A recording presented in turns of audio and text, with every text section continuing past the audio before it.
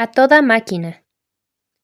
Eran las 2:06 de la tarde del 2 de febrero de 1952, la hora que Jim Elliot, joven de 25 años, tanto había esperado.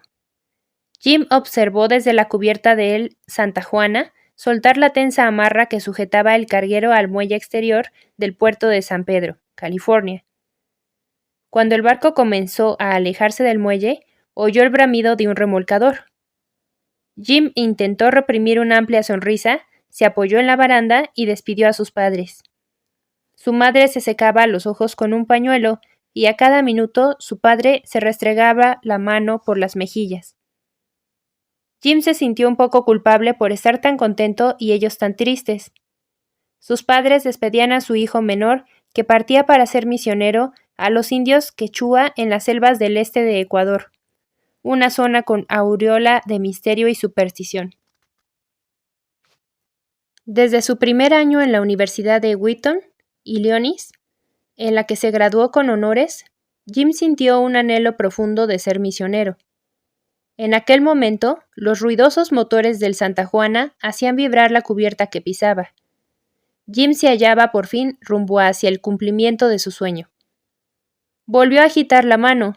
Su padre vestía un traje azul marino. Su madre lucía su mejor vestido, color albaricoque, y un sombrero de flores. Desde que la madre se enterara del deseo de su hijo de ser misionero, no dejó de subrayar que había mucha obra cristiana que hacer en los Estados Unidos. A pesar del recelo de su madre acerca del curso que tomaría su vida, Jim recordó que estaba preparado para el futuro gracias a la educación que había recibido de sus padres. Fred y Clara Elliot habían enseñado a sus 4 hijos el valor de la independencia. Desde una tierna edad, Jim y sus hermanos mayores Bert y Bob, así como su hermana más pequeña Jane, habían conocido más libertad que la mayoría de los niños de su edad. A Jim y sus amigos les encantaba ir a acampar y de pesca durante días enteros y a veces semanas. Conseguían suficientes materiales y provisiones en la tienda más económica de la ciudad, y después se dirigían hacia lugares solitarios por los alrededores de Portland, Oregón, en donde Jim nació y se crió.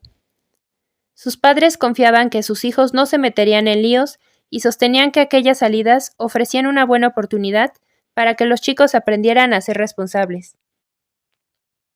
Los padres de Jim también creían que sus hijos tenían que trabajar para conseguir las cosas. No había entregas gratuitas en la casa de los Elliot. De todos modos, no había mucho dinero que gastar. El padre de Jim era un evangelista de la iglesia de los hermanos de Plymouth y su madre, quiropráctica, trabajaba fuera del hogar. Para conseguir un poco de dinero extra, Bert, el hermano mayor de Jim, empezó a reciclar mucho antes de que esta práctica se extendiese. Todos los sábados, Bert conducía su vieja camioneta hasta el vertedero municipal, en donde, acompañado de Jim y su amigo Dick Fisher, rebuscaban entre los desperdicios cualquier cosa que pudiera ser revendida. El trío recogía botellas, latas y objetos que pudieran tener valor. También encontraban cosas que se guardaban para ellos mismos, tales como ladrillos para construir una barbacoa en el patio trasero, un sofá viejo pero útil, e incluso una piel de oso con la cabeza aún adosada. Jim encontró un juego de extrañas herramientas que, según le dijeron en el colegio, se usaban en la taxidermia. Le fascinaron tanto aquellas herramientas que se enroló en algunas clases para aprender a disecar animales. Lo primero que disecó fue una cargante gaviota que chocó contra él en el vertedero. Los amigos de sus hijos siempre habían sido bien recibidos en el lugar de la familia Elliot, y como tenían 4 hijos, una procesión constante de jóvenes entraba y salía de la casa. También visitaban y se hospedaban en la casa muchos misioneros. Durante las comidas, Jim solía cuestionar a los visitantes. Aquellas visitas comenzaron a aprender en su joven imaginación la importancia y la aventura que encierra la vida misionera. Jim se desplazó hasta la cubierta de la popa del Santa Juana. La hélice agitaba el agua hasta hacer espuma e impulsaba la nave por el Océano Pacífico. Los padres de Jim, aún en el muelle, quedaron reducidos a 2 partículas en el horizonte. Su hijo le saludó por última vez. les volvería a ver cuando regresara a Portland de visita. Entonces sería él quien respondiese las preguntas de algunos adolescentes curiosos. Finalmente, cuando San Pedro desapareció de la vista, Jim devolvió su cámara al estuche de cuero que le colgaba del cuello. Miró a su amigo y compañero P.T. Fleming. «Bueno, ya estamos de camino», exclamó entusiasmado. P.T. se ajustó las gafas y sonrió. «Sí, ya vamos de camino, compañero». A Jim le gustó la palabra compañero. No había resultado fácil encontrar un compañero de viaje para Ecuador. Creyó haber encontrado el compañero idóneo por 2 veces, pero en ambas ocasiones el acuerdo se vino abajo. En primer lugar, Bill Catters, a quien Jim había conocido en la Universidad de Wheaton. Jim y Bill renovaron su amistad en el campamento Wycliffe de los traductores de la Biblia, al que habían asistido en Oklahoma en el verano de 1950. Jim tomó allí la decisión de ir a Ecuador e invitó a Bill Catters para que le acompañara. Bill aceptó y ambos se quedaron en Oklahoma varias semanas. Después del campamento, para ver si eran capaces de trabajar en equipo, Jim y Bill dirigieron estudios bíblicos en una pequeña iglesia de hermanos de Plymouth en Oklahoma City. Para costearse sus gastos, hacían toda clase de trabajos, como pintar casas y arreglar vallas de jardín. Jim y Bill se adaptaron bien el uno al otro.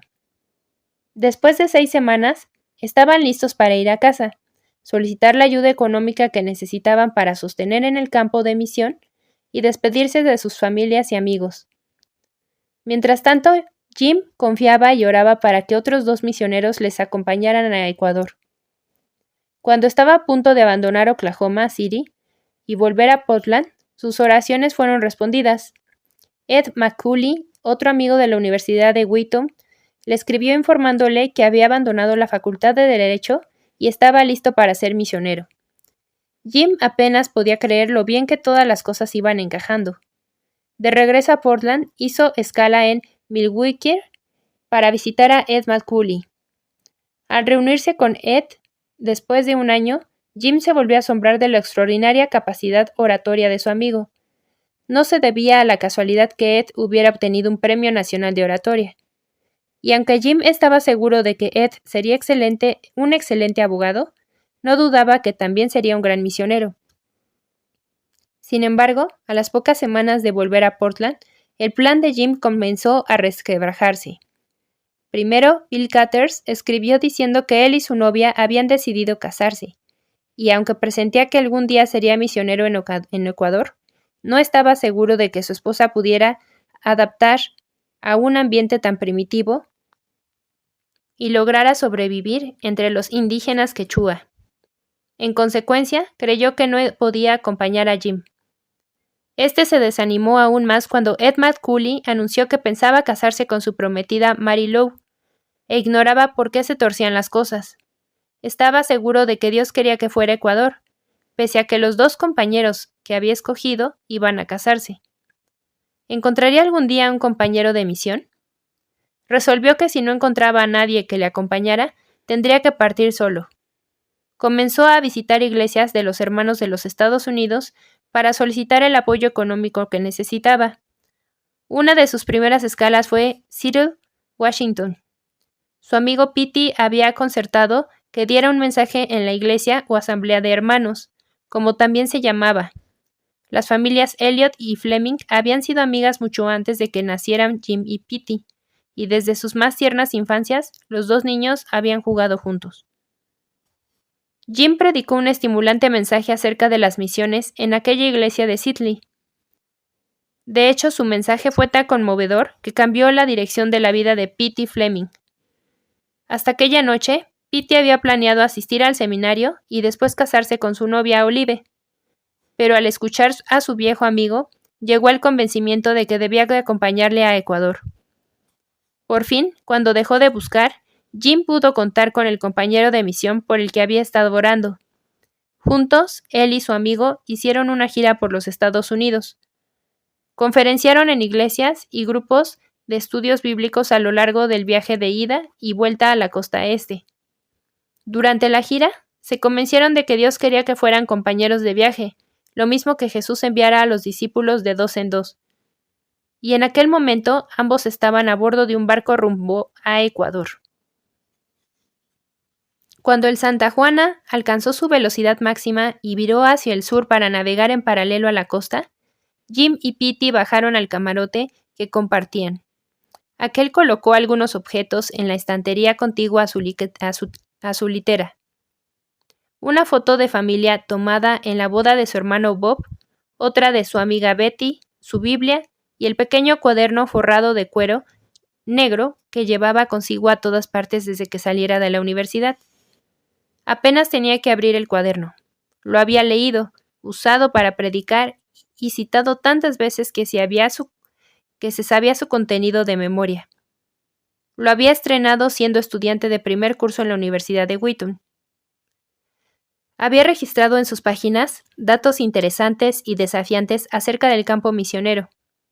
Durante su segundo año en Wheaton, fue invitado a dictar conferencias en algunas reuniones universitarias de la comunidad misionera y estudiantil extranjera. Aunque al principio no sabía de qué hablar, echó mano a su cuaderno y decidió retar a los estudiantes basándose en los datos que en él había recogido. Mientras las máquinas latían debajo de él y un aire con aroma a sal se colaba por la portilla, Jim consideró algunos de los datos que contenía el cuaderno. Había 1,700 lenguas a las que no se habían traducido ninguna porción de la Biblia. El 90% de los cristianos que afirmaban que querían ser misioneros nunca salían al campo de misión. El 64% de la población mundial nunca había oído el nombre de Jesucristo. Cada hora, 5,000 personas morían en todo el mundo, lo que suponía 120,000 muertes por día. Había un obrero cristiano por cada 500 personas en los Estados Unidos, mientras que en el resto del mundo, una media de un obrero por cada 50,000 personas. Por cada hombre que solicitaba ser misionero, lo hacían 18 mujeres. Jim ponderó que esos datos le habían motivado en muchas ocasiones. Como una brújula, le habían impulsado hacia su meta. Siempre que tenía tiempo libre, sacaba el cuaderno negro del bolsillo y consideraba los datos en él anotados. Se prometió a sí mismo no pasar a engrosar el 90% que dejara de ir al campo misionero. No permitiría que ninguna cosa le frenara o le distrajese. También pensó en las 120,000 personas que morían cada día. Si el 64% de ellas nunca habían oído hablar de Jesucristo, eso significaba que al menos 76,800 morían cada día sin conocer el camino al cielo. Jim siempre enfatizaba la necesidad de obreros cristianos dispuestos a salir de los Estados Unidos cuando predicaba esos datos. Decía a la gente que dado que había un obrero por cada 500 personas en el país y solo uno cada 50,000 en el resto del mundo, los Estados Unidos contaban con un número 100 veces mayor de obreros. Y no solo eso, este país contaba también con programas de radio, libros y música cristianos. Jim señalaba cuán injusto era que su país dispusiera de tantos recursos espirituales, mientras que otros muchos países tan pocos. Jim siempre se esforzaba por convencer a sus compañeros de estudio y a otros de la necesidad de misioneros que sirvieran en el extranjero. Entretanto, se convenció plenamente a sí mismo de que él también tenía que ir. Y a punto de quedarse dormido, gentilmente acunado por el Océano Pacífico, Jim sabía que él estaba incluido en ese 10% que cumplía lo prometido. Por fin se hallaba camino a de ser misionero. A la mañana siguiente, Jim subió los peldaños de 2 en 2 para acceder a la cubierta de popa. Cuando se dirigía al comedor de oficiales para desayunar, se detuvo y se asomó por un costado del buque. Respiró profundamente la fresca brisa marina.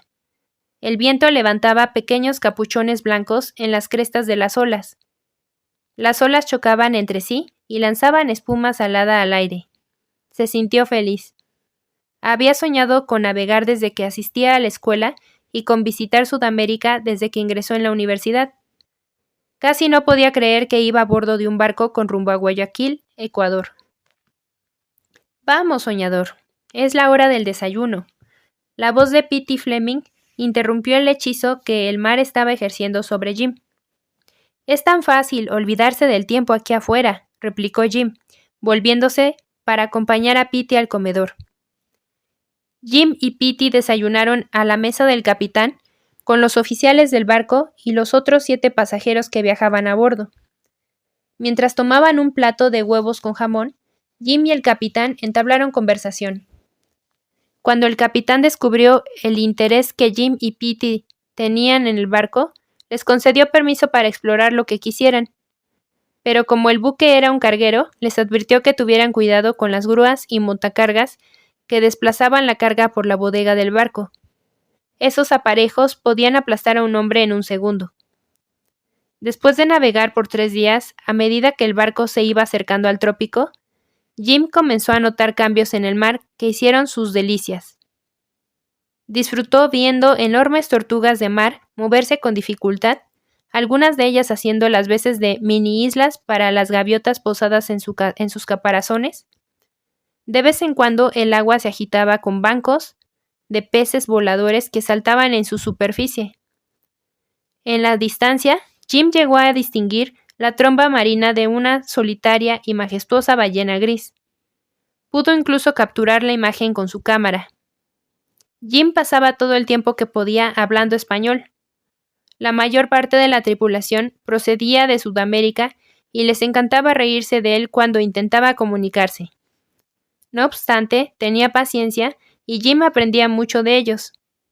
La única ocasión que había estado en contacto con el español fue durante las 6 semanas que pasara en México al final de su segundo año universitario. Ron Harris, un compañero de estudios, le invitó a veranear en México con sus padres, que eran misioneros en ese país. Las 6 semanas que pasó en México le abrieron los ojos. Jim se enamoró del pueblo mexicano y entendió que los misioneros no eran especiales ni superhombres. Al contrario, eran gente sencilla con un extraordinario mensaje que compartir. Debido a la barrera lingüística, Jim también conoció lo frustrante que resulta no poder hablar con la gente. Se propuso aprender algo de español lo antes posible. Al cabo de 6 semanas aprendió lo suficiente como para dirigirse a un pequeño grupo de niños. Escogió el tema del Arca de Noé y lo pasó muy bien imitando la ascensión de los animales hasta el portalón para entrar en el arca. A los niños les encantaba escuchar a un extranjero con un acento tan gracioso y se reían cuando pronunciaba mal una palabra o le ayudaban a encontrarla cuando la desconocía. Pero entretener 5 minutos a un grupo de niños pequeños y conocer el idioma lo bastante bien como para dirigir un servicio religioso o negocio oficial eran 2 cosas bien distintas. Jim sabía que tenía que recorrer un largo camino para llegar a dominar el español, lengua oficial del Ecuador. Sabía también que las misiones cristianas en muchas tierras, la sociedad misionera de los hermanos de Plymouth, a la que prestaría sus servicios, requería que todos sus misioneros en Sudamérica dominaran el español antes de ser enviados a las bases de misión escogidas. De manera que aunque navegara rumbo a Ecuador, le quedaba todavía muchos desafíos por delante para alcanzar su destino final, la base de misión de Shandia en las selvas orientales del país. La carta. El Santa Juana se aferró a la costa, dejó atrás México y se dirigió hacia El Salvador, donde debía descargar mercancías. Mientras el barco se mecía anclado cerca de la Libertad, descargando grandes embalajes de mercancías en frágiles embarcaciones, Jim, Petey y otros 4 pasajeros desembarcaron. Los 6 alquilaron un taxi para visitar San Salvador, la capital del país. Aunque la ciudad era tan ruidosa, populosa y sucia como se habían imaginado, Jim disfrutó de cada minuto que pasó en ella. Una vez que los pasajeros estuvieron a bordo, el Santa Juana levó anclas y prosiguió su viaje hacia el sur. Jim estaba tan ocupado escribiendo en las tarjetas postales compradas en San Salvador que no se apercibió de tener enfrente la costa de Nicaragua. Al día siguiente, al pasar frente a Costa Rica, el capitán invitó a Jim y a Petey a pescar camarones con él. el mayordomo y el segundo ingeniero. Jim ayudó a a quitar la cubierta de lona que cubría la lancha motora que iba alojada en un soporte, en la cubierta de popa. Una vez quitada la lona, la lancha fue levantada con una grúa y bajada hasta el agua. Enseguida, el capitán y el mayordomo descendieron por una escalera de cuerda colgada por un costado del barco y se incorporaron a Jim, Petey y al segundo ingeniero que ya estaban en la lancha. El capitán había bebido en exceso durante el almuerzo, por lo que se quedó inmediatamente dormido en la popa de la lancha. No se despertó hasta que la lancha iba a ser arrastrada hasta el barco. Pero los demás hombres lo pasaron muy bien. Echaron la red y sacaron 150 libras de los camarones más grandes y rollizos que Jim jamás había visto. Pero no fueron solo los camarones lo que le hizo disfrutar. La red contenía toda una muestra de biología marina para ser examinada. En ella aleteaban varios peces martillo, calamares, corvinas de afilados dientes, peces voladores, rayas, gatos de mar y muchos otros peces de formas extrañas que ni siquiera el mayordomo pudo identificar. En resumidas cuentas, la aventura resultó todo un éxito, debido especialmente a que Jim y Petey tuvieron la oportunidad de contar con detalle al segundo ingeniero la razón por la que se dirigían a Ecuador. Los últimos días del viaje transcurrieron raudos. El barco bordeó la costa de Panamá, luego de Colombia y por fin la de Ecuador. Un día antes de atracar, Jim releyó la carta que había recibido del señor Titmarsh antes de partir de San Pedro. El señor Titmarsh manifestaba en su carta que estaba encantado de que alguien estuviera dispuesto a hacerse cargo de la base de misión que él había establecido en Shandia. Todavía quedaba una enorme labor misionera por hacer allí. Titmarsh decía también que le estaría esperando en el puerto de Guayaquil cuando llegaran y que les tendría listos billetes de avión para volar a Quito. Mientras Jim leía la carta, no pudo evitar preguntarse por qué había decidido ser misionero en Shandia. Un minúsculo punto en el mapa rodeado de densa jungla. Algunas personas calificaron la cadena de acontecimientos que le llevaron hasta Shandia de mera coincidencia, pero Jim pensaba de manera diferente. Para él era la mano de Dios que le guiaba hacia su destino. Jim supo que existían los indígenas quechua y Shandia gracias a una carta de su hermano Bert, que fue misionero en Perú. Dentro de la carta de Bert había una carta dirigida a firmada por un tal Wilfred Titmarsh. Cuando Jim leyó aquella carta, se entusiasmó. El señor Titmarsh había trabajado muchos años entre los indígenas quechua del este del Ecuador. Había fundado una base de misión, una escuela de niños y una clínica en un lugar de la selva llamado Shandia. Como fruto de su labor, varios quechuas se hicieron cristianos.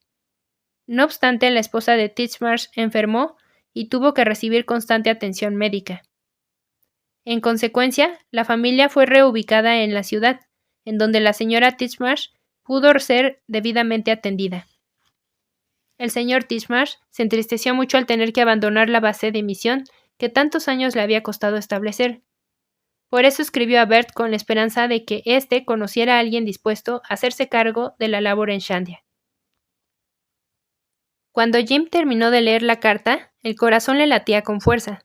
Se dispuso a responder de inmediato a la petición del señor Titmarsh, y esto era precisamente lo que había estado esperando. 15 minutos después, la carta en que ofrecía sus servicios al señor Titmarsh fue guardada en un sobre, lista para ser franqueada. En ese momento, un pensamiento le paralizó.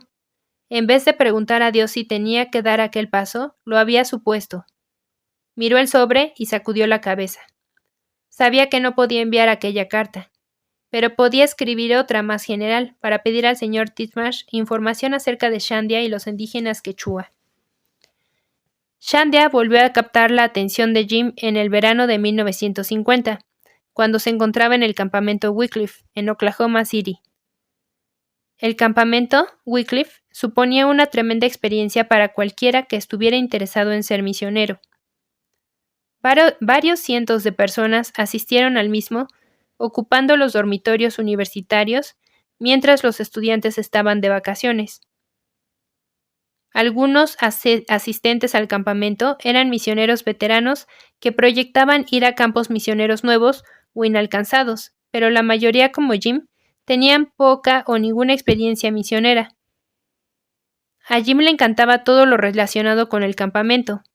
A la hora de la comida, abundaban animadas conversaciones sobre experiencias misioneras auténticas y las clases estaban llenas de obreros cristianos que servían en muchos países del mundo. Más que nada, a Jim le encantaba lo que estaba aprendiendo. El curso se dividía en 3 materias. Una era la fonética, en donde se aprendía a reconocer y escribir los distintos sonidos de una lengua. A veces resultaba difícil porque algunos idiomas tienen sonidos guturales, o especie de susurros o chasquidos que no eran fáciles de representar empleando el alfabeto inglés. Sin embargo, la fonética era una disciplina importante a cultivar, porque un misionero que quisiera escribir en una lengua tendría primero que escuchar atentamente y escribir los diversos sonidos de la misma. Luego estaba la morfología. En esta clase se aprendía a descubrir qué palabras estaban relacionadas con otras dentro de la misma lengua. Mientras que la lengua inglesa usa prefijos y sufijos que cambian ligeramente el significado de una palabra, otras lenguas no. Por tanto, era muy importante aprender a descubrir qué palabras estaban vinculadas entre sí. Finalmente estaba la clase de sintaxis, en donde se investigaba la forma en que se organizan las frases en determinada lengua. Todas estas clases requerían mucho estudio, pero Jim aceptó el desafío de buena gana. Una vez que los estudiantes asimilaban los fundamentos del aprendizaje y escritura de una lengua, llegaba el momento de poner en práctica lo aprendido en una situación real.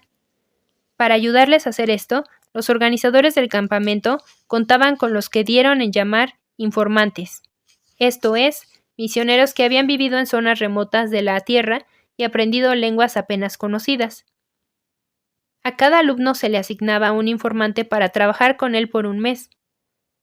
La tarea del alumno consistía en escuchar la lengua que hablaba el informante y aplicar los principios aprendidos en la primera mitad del curso para descubrir cómo funcionaba la lengua.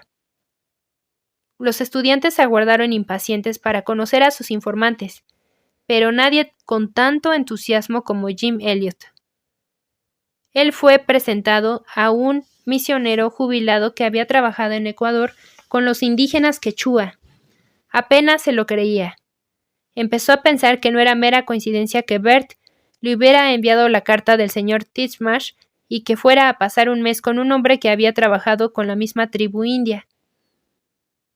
Las semanas siguientes fueron fascinantes para Jim.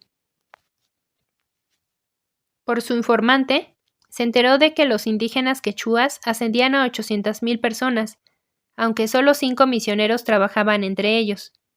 Pese a haber predicado tantas veces acerca de la necesidad de misioneros en el extranjero, a Jim le parecía increíble pensar que solo hubiera 5 misioneros sirviendo a casi 1,000,000 de personas. Una fibra profunda de su ser se conmovió. Esta vez tuvo plena certidumbre de que Dios quería que fuera a los indígenas quechua. En una de sus conversaciones, el informante habló a Jim de una tribu que éste nunca antes había oído mencionar, los Aucas. Jim prestó gran atención al enterarse de que la tribu de los Aucas era una de las más difíciles de alcanzar del mundo entero. Los indígenas Aucas eran un pueblo sumido en un halo de misterio que aún vivía en la edad de piedra, tan solo a unos cuantos kilómetros de una de las exploraciones petrolíferas más sofisticadas de la Tierra. No les gustaban los forasteros, mataban casi a todos la primera vez que los veían. En consecuencia, poco se conocía acerca de la tribu. Jim notó que el pelo del cuello se le erizaba cuando su informante le contó todo lo que sabía acerca de los Aucas. Jim oró de que un día él pudiera conocerles en persona y jugar un papel importante en la presentación del mensaje del Evangelio a la tribu. Cuando el campamento Wycliffe tocó a su fin, Jim necesitaba planear su futuro. Apartó 10 días para orar y pedir a Dios dirección. En ese tiempo, ciertos detalles empezaron a atraer su atención. Una amiga misionera en África Le escribió para decirle que ella estaba orando especialmente por él porque sentía que tenía que tomar una decisión importante. Alguien depositó $20 y una nota anónima en un buzón de correos. La nota decía así: Dios te bendiga, esto es para Ecuador. Y su madre le remitió una carta del señor Titchmarsh con más información acerca de Shandia y la obra misionera que allí se realizaba. Al término de los 10 días, Jim sintió que Dios le estaba llamando ciertamente a Ecuador, y pronto. Escribió a los ancianos de la iglesia de los hermanos en Portland, solicitando su patrocinio para enviarle como misionero. También escribió al señor Titchmarsh para decirle que estaba interesado en hacerse cargo de la obra misionera en Shandia. El señor Titchmarsh, que ya se había trasladado a Quito, capital de Ecuador, se alegró mucho al conocer que alguien quería sustituirle y quedarse a vivir con los indígenas quechua. Pero había una última cuestión que confirmaría con seguridad si Dios quería o no que Jim fuera a Ecuador. Se trataba del reclutamiento. Jim tuvo una infancia segura en el seno de una familia amorosa y de una comunidad bien avenida. Había sido ideal en muchos sentidos, exceptuando una sola cosa: la Segunda Guerra Mundial. Cuando los Estados Unidos entraron en guerra, en 1942, Jim tenía 14 años. Cuando el conflicto finalizó en agosto de 1945, tenía 17. Por esa época, muchos jóvenes fueron reclutados para servir en el ejército. Pero cuando Jim asistió al campamento Wycliffe en 1950, hacía 5 años que la guerra había concluido. No obstante, en Europa se había producido un alejamiento entre la Unión Soviética y los Estados Unidos y sus aliados. Ese alejamiento se dio en llamar Guerra Fría. Por tal motivo, todo joven norteamericano mayor de 18 años tenía que alistarse en la junta de reclutamiento y prepararse para luchar si surgía la necesidad. Antes de viajar al extranjero por un tiempo prolongado, Jim tenía que obtener permiso de la junta de reclutamiento. Después de esperar angustiosamente varias semanas, recibió la noticia de que se le había concedido permiso para abandonar los Estados Unidos. Todos estos acontecimientos, algunos de gran calado y otros de menor importancia, condujeron a Jim a donde se encontraba en aquel preciso instante, a pocas horas del fin de su viaje y de poner pie en su tierra adoptiva, Ecuador. El 21 de febrero de 1952, el Santa Juana echó anclas en la isla de Puna, en el Golfo de Guayaquil. Jim y Petey vieron un pequeño yate, el Santa Rosita, atracado al costado del carguero. El capitán ya les había explicado que en Guayaquil no había muelle suficientemente grande para el Santa Juana. Los pasajeros que desembarcaran allí tendrían que ser transferidos al Santa Rosita para acceder al muelle, mientras el equipaje y demás carga se depositaba en barcazas arrastradas por remolcadores. El capitán comunicó a Jim que el Santa Rosita tardaría unas 4 horas en cubrir los 50 kilómetros río arriba hacia Guayaquil. Jim y Petey dieron gracias al capitán por su hospitalidad antes de descender por la escalera de cuerda por el costado del carguero, a la cubierta de Santa Rosita. Con un escalofrío de emoción, Jim sintió un gran deseo de pisar tierra y conocer al señor Titchmarsh, quien estaría esperándoles en el muelle. Jim y Petey se quedaron de pie en la cubierta de proa del Santa Rosita, mientras la embarcación remontaba el río Guayas. A lo largo del trayecto desfiló todo un surtido de embarcaciones, piraguas cargadas con enormes racimos de bananas o pilas de cocos, pequeños transbordadores llenos de pasajeros, barcazas atestadas de embalajes y barcas de pesca con redes secándose al cálido sol de la tarde. Finalmente, poco más de 4 horas después de dejar atrás el Santa Juana, los jóvenes misioneros llegaron a la bulliciosa ciudad portuaria de Guayaquil, al sur de la afluencia del río Daule en el Guayas. 20 minutos después, el Santa Rosita fue amarrado firmemente en el muelle, y los pasajeros empezaron a desembarcar. Jim se quedó en cubierta y escrutó entre el remolino de gente tratando de reconocer al señor Titchmarsh. pero no pudo ver ningún rostro blanco. No se preocuparon, pensaron que, cuando treparan el muelle, el señor Titchmarsh aparecería entre el gentío, pero como no apareció, Jim y Petey dudaron qué podían hacer. Lecciones en español. Pasó 1 hora y no hubo rastro del señor Titchmarsh. Jim se preguntó qué le podría haber sucedido. En su carta había dejado bien claro que estaría allí para recibirles. Finalmente, cuando ya caía la tarde, Jim y Petey, en vista de que no aparecía, resolvieron hacer algo. Jim entabló conversación con un tripulante del Santa Rosita y el hombre se ofreció a ayudarles a buscar una habitación para pasar la noche. Jim le acompañó y Petey se quedó en el puerto cuidando del equipaje de mano y esperando por si el señor Titchmarsh se presentaba. Jim regresó 1 hora más tarde. Petey había superado la aduana sin tener que abrir ni una sola bolsa. Aquel dijo que había encontrado una habitación en una pensión regida por un anciano matrimonio alemán. La pareja contrató a un hombre con una carretilla para transportar el equipaje y se dirigieron hacia la pensión para pasar la noche. Después de 18 días en el mar, Jim se alegró de saludar las vistas, los sonidos y los olores de Guayaquil. Sobre la acera había alfombras extendidas con objetos brillantes de brillantes colores. Sombreros de paja, ponchos, cuberterías de plata, granos de cacao y modelos de balsas de madera. En cuclillas, al lado de cada alfombra, había un hombre o una mujer de ojos brillantes y tez oscura que invitaban a Jim y a Petey a inspeccionar sus mercancías. A Jim le hubiera gustado detenerse e intentar comunicarse con ellos valiéndose de su escaso español, pero el sol se estaba poniendo y querían llegar a su destino antes del anochecer. Jim y Petey llegaron a la puerta de la casa de huéspedes cuando la luz del día declinaba. Los jóvenes aceptaron de buena gana la invitación del dueño para cenar con él y su esposa. Eran las 9 en punto cuando se sentaron a la mesa. El calor seguía siendo insoportable. El dueño les informó que seguiría haciendo calor por las noches. En Guayaquil hasta el mes de abril, fin de la temporada de lluvias. Jim se alegró de tener como destino Quito, ciudad asentada a casi 3.000 metros sobre el nivel del mar. A esa altitud no existía estación húmeda ni cálida que consumiera la energía de las personas.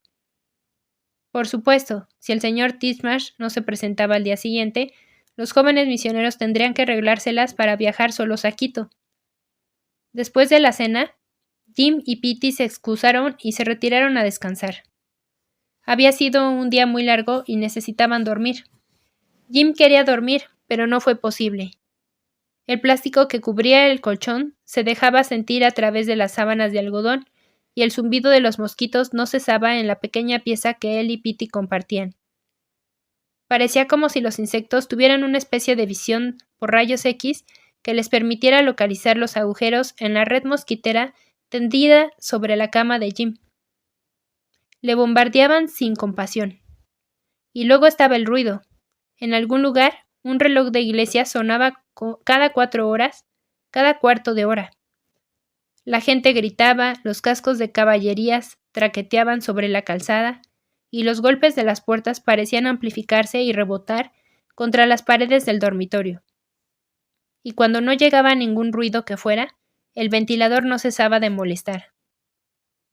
Por fin, después de una noche de vueltas sin fin y de rascarse las picaduras de los mosquitos, Jim se despertó cuando los primeros rayos de sol se colaron por la ventana entreabierta.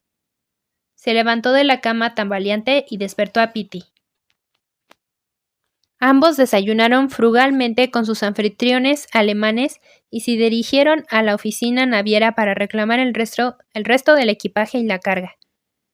Transportados desde el Santa Juan en la barcaza, que ya debían de haber desembarcado. También estaban ansiosos de comprobar si el señor Titchmarsh había dejado algún mensaje para ellos. Mejor aún, les estaba esperando. Los 3 hombres les saludaron y Titchmarsh se disculpó por no haber acudido a recibirles el día antes. Les explicó que la compañía naviera le había dado una fecha de llegada equivocada. Jim y Petey esperaron pacientemente a que las 2 toneladas de equipaje pasaran por la aduana.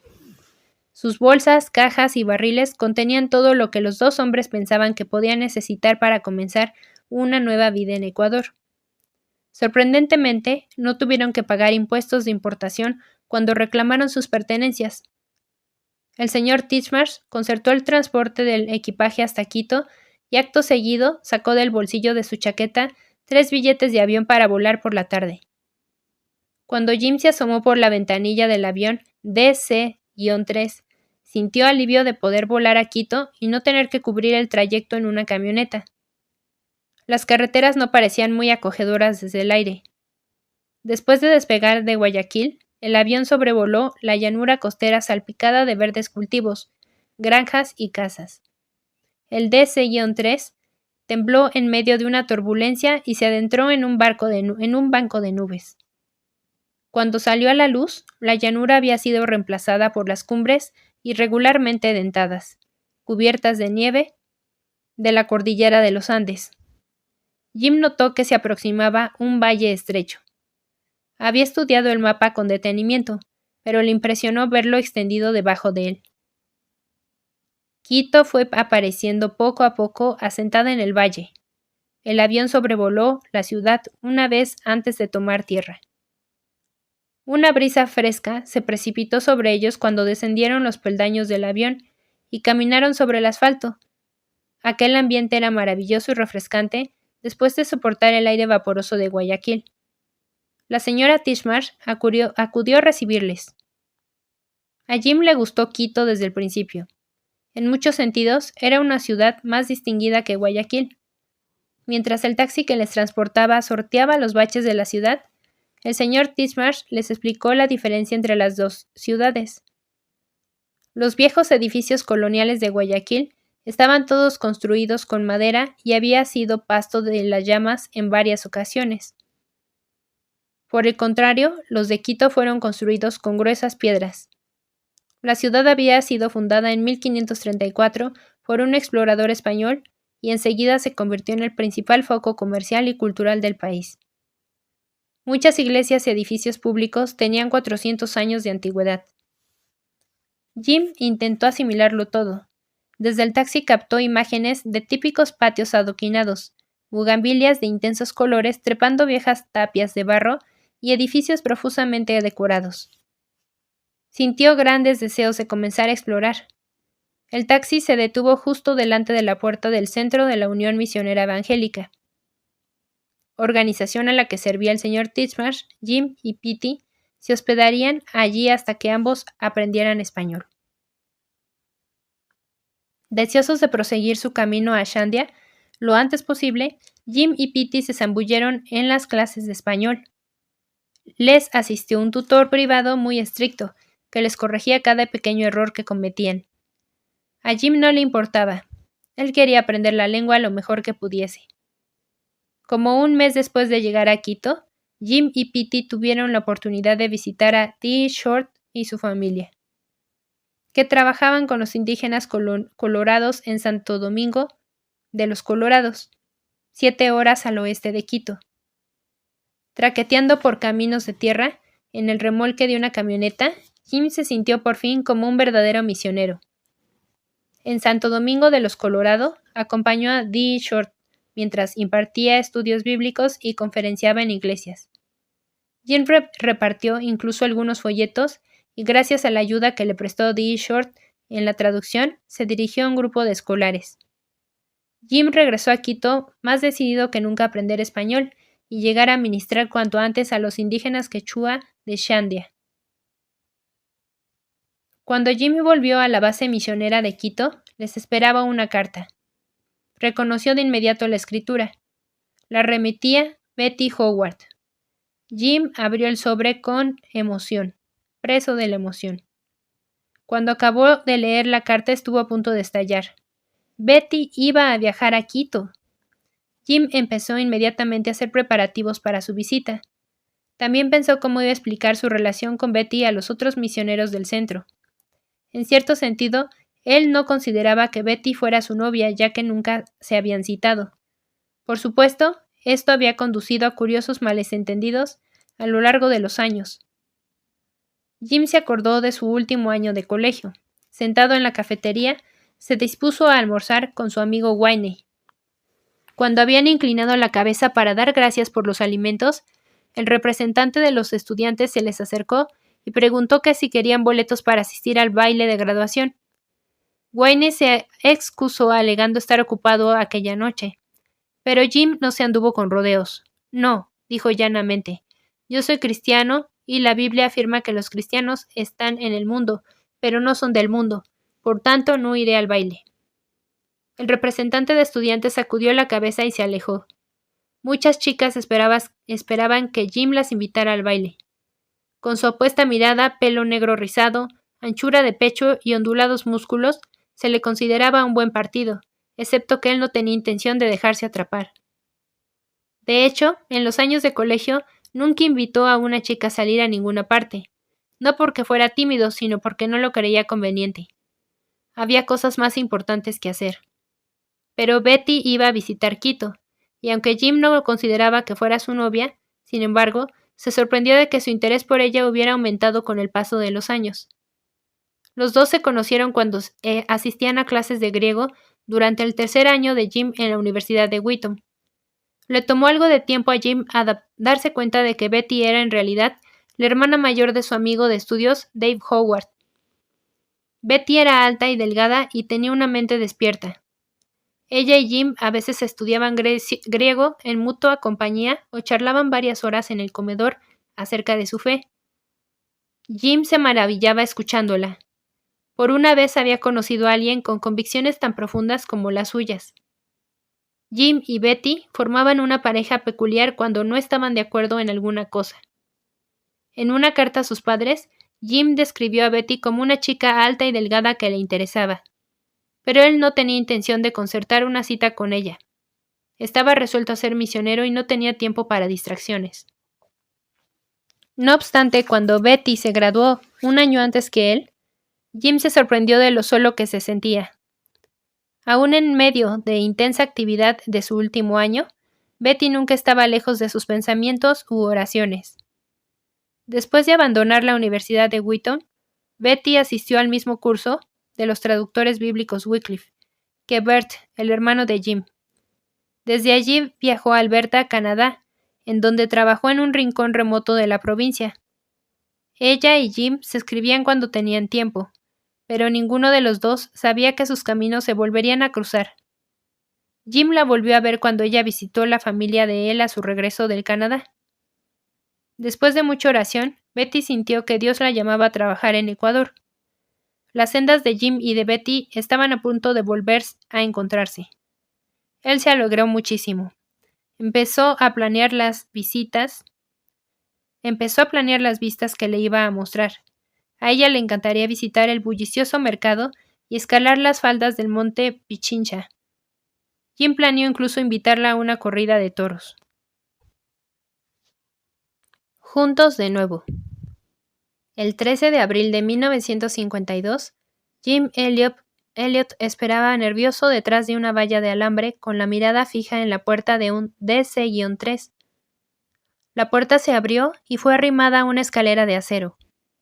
El primero en aparecer fue un anciano que descendió vacilante apoyándose en un bastón.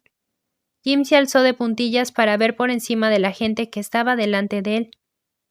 Otras 9 personas descendieron del avión y entonces el corazón le dio un vuelco. Allí estaba, con el mismo aspecto que él la recordaba, alta y delgada, con su pelo rubio oscuro recogido hacia atrás formando una coleta. Betty Howard bajó las escaleras y caminó por el asfalto en dirección a la terminal. Jim se sintió impaciente hasta que ella llegó. Las semanas siguientes pasaron veloces. Aunque Jim y Betty se habían correspondido desde que fueran estudiantes en la Universidad de Wheaton, hablar cara a cara era distinto. Betty quiso saber qué tal estaban Bert y su esposa. El hermano mayor de Jim y su esposa eran misioneros en Perú, varios cientos de kilómetros al sudoeste de Quito. Jim quiso saber qué tal les iba al hermano menor de Betty y a su esposa en la base misionera de Costa Rica, pero sobre todo, ambos deseaban saber qué tal le iba al otro. Aunque no formaban oficialmente una pareja, pasaban juntos todo el tiempo que podían. Betty se enamoró de Quito y de sus majestuosas montañas. Jim y Betty pasaron muchas horas felices explorando juntos la zona. Hicieron una excursión en autobús a la mitad del mundo, localidad situada a 26 kilómetros al norte de Quito, por donde pasa la línea ecuatorial. Pasearon por el mercado de Santa Clara con sus pájaros multicolores, estatuillas de cedro, montones de hierbas secas y enormes ramilletes de flores recién cortadas. Por supuesto, Jim y Betty se mantuvieron muy ocupados estudiando español. A casi todos los sitios donde iban les acompañaba su maestro y los tres hablaban español en todo momento. También tenían que ocuparse de otros estudios, aunque el señor Titchmarsh no era médico, sino doctor en filosofía. Los indios quechuas le habían mandado llamar en numerosas ocasiones para actuar como médico. Como había adquirido conocimientos de medicina tropical, impartió un cursillo de principios higiénicos básicos para los nuevos misioneros, incluidos Jim y Petey. A Jim le encantó el cursillo. Dado que su madre era quiropráctica, él había estado en contacto con la medicina la mayor parte de su vida, y le resultaba fácil aprender cualquier cosa, ya se tratara de la lepra, la nutrición en la selva o los partos. Al finalizar el cursillo, deseó ardientemente poner en práctica aquellos conocimientos. Anhelaba dedicarse al negocio de ser un auténtico misionero. A medida que pasaban los meses en Quito, Jim sintió que las cosas iban demasiado lentas, especialmente el aprendizaje del español. Aparte de las clases de español, para él representaba un verdadero problema tener que vivir en un ambiente de habla inglesa. Todo el mundo en el centro de la Unión Misionera Evangélica hablaba y escribía en inglés. Incluso circulaban periódicos editados en inglés. A la velocidad que se movía, Jim calculó que tardaría un año o más en aprender suficiente español para poder trasladarse a Shandia. Era demasiado tiempo para su calendario. Necesitaba una manera de obligarse a pensar y hablar en español las 24 horas del día. Por el mes de mayo encontró una solución. Conoció al doctor Ceballos, su esposa y sus 7 hijos. La familia ocupaba 2 habitaciones de su casa y para poder llegar a fin de mes alquilaban una tercera. El doctor Ceballos ofreció alojamiento a Jim y a Petey en aquella habitación. Los 2 hombres aceptaron la oferta agradecidos. Jim descubrió enseguida que la convivencia con una familia de habla española aceleraba el aprendizaje de la lengua, especialmente si la practicaba con los niños, que perdieron rápidamente su timidez y no se mordían la lengua cuando había que corregir sus errores. Jim y Petey también acordaron no hablar en inglés el uno con el otro, así que al cabo de poco empezaron a soñar en español. Al mes siguiente, el señor Titchmarsh ofreció a Jim y a Petey la oportunidad de salir de Quito por algunos días. La misión había iniciado un estudio aéreo exhaustivo de la región central de Oriente.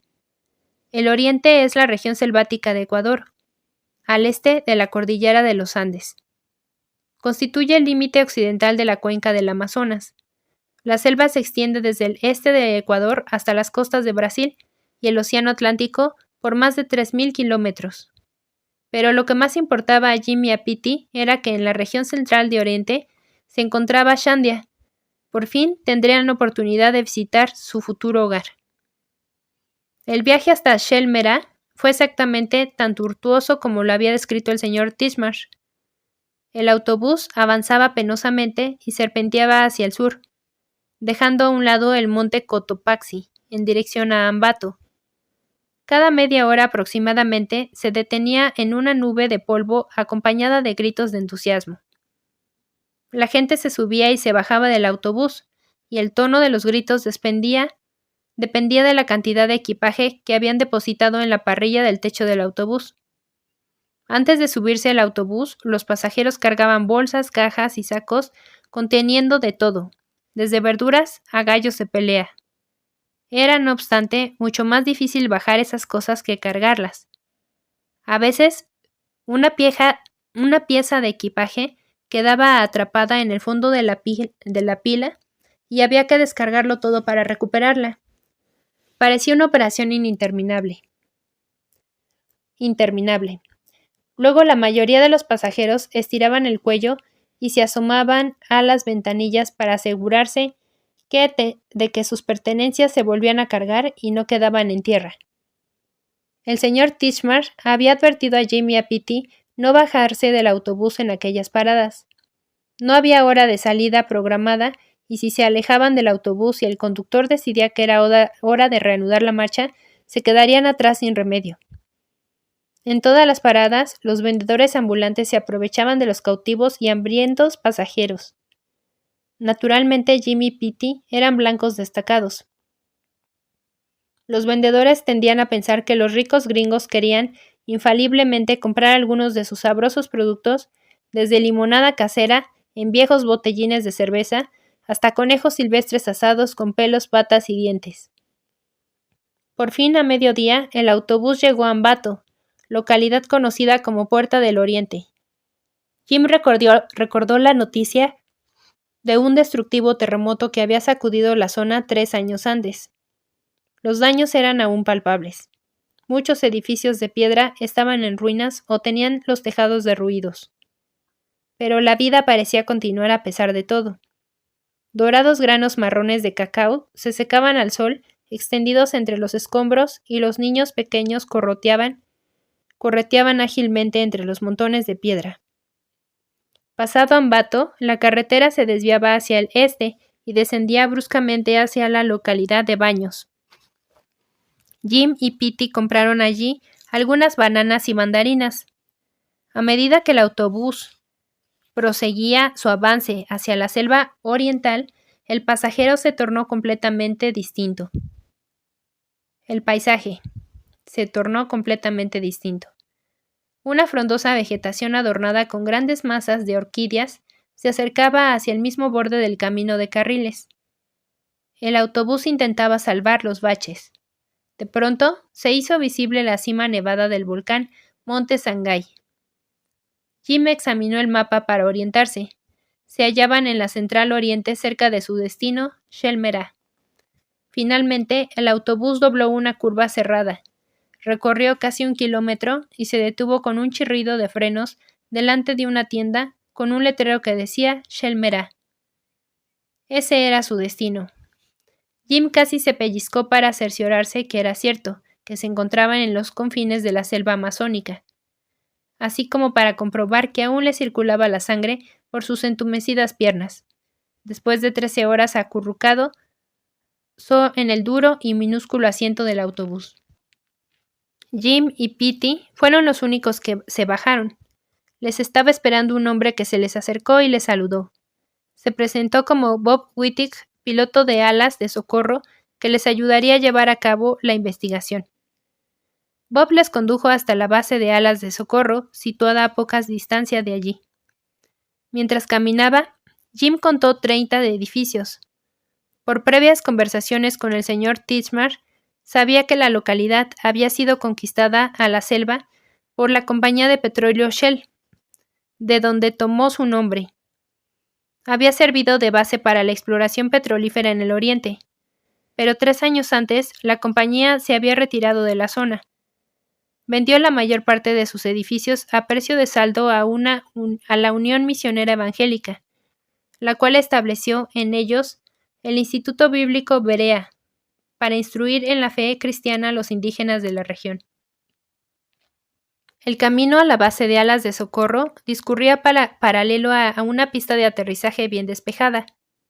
Al final de la pista, al otro lado del camino, se levantaba una casa con tejado de hojalata. «Bueno, ya estamos aquí. Este es el lugar de ensueño de un piloto», dijo Bob Wittig, señalando con mano el hangar que había al lado de la casa. Dentro del hangar estaba la avioneta Piper Pacer, amarilla de 4 plazas. Desde el hangar salía un sendero que cruzaba el camino y llegaba hasta el final de la pista. Nate sabía lo que se hacía cuando montó todo esto, comentó con admiración. El hombre al que Bob Wittig se refería era Nate Saint. Él había construido la casa y el hangar en 1948. Año en que llegó a Oriente para establecer una base para alas de socorro. Nate era piloto y mecánico de aviación. y su esposa Marg era una excelente radiooperadora y anfitriona. Llevaban juntos la base de Alas de Socorro, que abastecía varias bases misioneras que estaban extendidas por la selva circundante del oriente. Jim había oído a misioneros que estaban en Quito contar cosas estupendas de Nate y Mark Saint. Aunque no le iba a ser posible conocerles ese viaje, pues ellos se hallaban en los Estados Unidos disfrutando de una temporada sabática. Por eso Bob y Keita Wittig les habían sustituido. Cuando Jim y Petey entraron en la casa Shell Merita de Alas de Socorro, Keita Wittig les dio la bienvenida. Todos se sentaron en sillas plegables y tomaron zumo. El refresco colmó la sed de los recién llegados después de tan largo viaje. Bob Wittig les explicó el plan de investigación. Volarían sobre grandes extensiones de selva para que Jim y Petey escrutaran las áreas de asentamiento y las marcaran en un mapa. Entonces tendrían una idea más exacta de cuántos indígenas vivían en la zona y en qué puntos vivían. A Jim y a Petey la idea les pareció muy bien. La semana de exploración pasó volando. Cuando acabaron, el mapa tenía marcas de muchos pequeños y hasta entonces desconocidos asentamientos. Sin embargo, no figuraban en él ningún punto que indicara asentamientos de indígenas aucas. Los aucas eran los indios de quienes les habían hablado su informante, como unos 2 años antes, en el campamento de verano de Wycliffe en Oklahoma City. Solo se conocían detalles vagos acerca de esta tribu misteriosa. Bob Wittig le intimó a Jim que 2 meses antes los aucas habían asesinado a toda una familia de 5 indígenas quechua que habían penetrado accidentalmente en su territorio. Los aucas tenían fama de inmisericordes. El asesinato era para ellos una forma de vida. Según Bob, los aucas aprendían a odiar desde una edad muy temprana. A los bebés les cantaban nanas con letras que mencionaban los nombres de las personas odiadas por la tribu, a las que había que asesinar. A ningún miembro de grupo familiar alguno se le permitía olvidar el rencor que sentía contra alguien. Como todo asesinado, tenía que ser vengado con un nuevo homicidio. Se arrastraba sin interrupción todo un ciclo de matanzas. Se rumoreaba incluso que en algunos asentamientos aucas apenas vivía persona que sobrepasara los 20 años de edad. Todos los adultos habían sido asesinados. Esto hizo que Jim tuviera más deseos que nunca de encontrar una forma de poner fin a aquel odio y mostrar a los aucas que había una vida mejor. Pero tendría que tener paciencia. Le esperaban más lecciones de español antes de regresar para quedarse a vivir en la selva de forma permanente. Y por supuesto, había sido llamado a trabajar con los indios quechua. No obstante, se aseguró a sí mismo que mientras lo hiciera, se mantendría alerta ante cualquier oportunidad para alcanzar a los aucas. Antes que Jim y Petey regresaran a Quito, Bob Wittig les invitó a sobrevolar Shandia. Desde el aire les mostró el tejado de caña de la casa abandonada del señor Titchmarsh.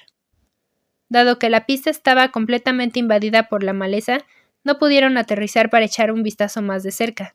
Pero al menos Jim pudo guardar en su memoria una perspectiva aérea de su futuro hogar. De vuelta a Quito, Jim contó a Betty todo lo que había aprendido y visto en el oriente. Habían visto Shandia. Más que nunca, Jim y Petey desearon aprender el idioma y trasladarse a su nueva ubicación. Al ser este único obstáculo lo que les retenía en Quito, Jim y Petey retomaron sus clases de español con renovado ímpetu. A finales de julio, 5 meses después de regresar a Quito, Jim y Petey recibieron noticias extraordinarias. Según el señor Titchmarsh, habían progresado tanto en el aprendizaje del español que no necesitaban todo un año de clases. Llegó el momento de hacer planes para su traslado a Shandia. Jim y Petey ordenaron el equipaje y los suministros que habían llevado de los Estados Unidos. Como no podían llevarse todas las cosas a Shandia en un solo viaje, apartaron lo inmediatamente necesario y lo colocaron en 2 mochilas y 2 bolsas. El resto de sus pertenencias fueron almacenadas en el centro de la Unión Misionera Evangélica. Mientras Jim y Petey hacían preparativos para trasladarse a Shandia, Betty hizo sus propios planes. Ella había oído hablar de la necesidad de misioneros que pudieran traducir la Biblia a los indígenas colorados. Para ayudar en la obra de traducción, ella y su nueva compañera Doreen vivirían en San Miguel, una remota aldea como a unas 15 horas de distancia al oeste de Quito, al otro lado de los Andes. Jim se consternó al enterarse de que tardaría 6 semanas en recibir las cartas que Betty le enviaría desde San Miguel. Deseó que ella se hubiera establecido en un lugar más cercano y accesible, pero sabía que, lo mismo que él, Betty había sido llamada a trabajar con los indios de Ecuador y debía ir a donde Dios la dirigiera. Con todo, había disfrutado mucho de su compañía durante el tiempo que pasó en Quito. Era el momento de hacer lo que Dios le había pedido, servir a los indígenas quechua de Shandia.